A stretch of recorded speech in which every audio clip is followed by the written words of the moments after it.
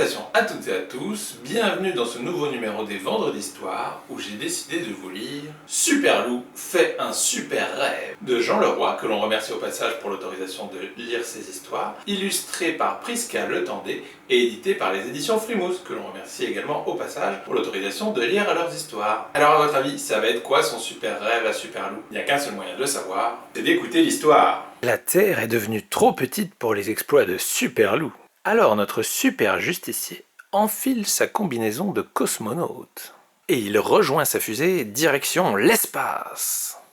Super Loup se rend d'abord sur la Lune où on lui a signalé des trous de plus en plus nombreux. C'est la faute de Gigasouris. Tu prends la Lune pour du gruyère? Super Loup mâchonne un méga vieux morceau de camembert. Il fait respirer son haleine à son adversaire. Et Super Loup remporte son premier combat dans l'espace. Super Loup se rend ensuite sur Mars pour aider les Martiens à réparer leur soucoupe volante.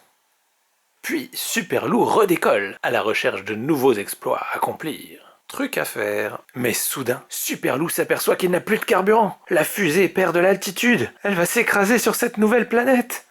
Ça alors, ce n'était qu'un super rêve. Super Loup se demande si quand on aide des gens dans ses rêves, on les aide aussi en vrai. La réponse est oui.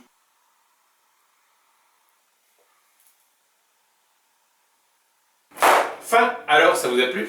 Vous avez vu, Super Loup n'est pas vraiment allé dans l'espace, puisqu'en fait tout cela n'était qu'un rêve, mais on s'aperçoit à la fin que tous les personnages qu'il a aidés pendant son rêve étaient venus chez lui, bien sans doute pour le remercier de leur avoir donné un coup de main. Si vous avez fait attention, on a également vu son ennemi renard à la porte qui guettait, donc sans doute qu'un autre jour Super Loup avait rêvé de son ennemi renard, à qui il devait de nouveau donner une bonne correction. En tout cas, que ce soit pendant la journée quand il vit des tas d'aventures ou la nuit, ça n'arrête pas. Il y a beaucoup d'actions dans la vie de Super Loup. Donc voilà, sur ces bonnes paroles, il ne me reste plus qu'à vous souhaiter une excellente journée, un excellent week-end, d'excellentes vacances qui commencent pour vous ce soir, et je vous dis à la semaine prochaine pour une nouvelle Vendredi d'Histoire. Salut!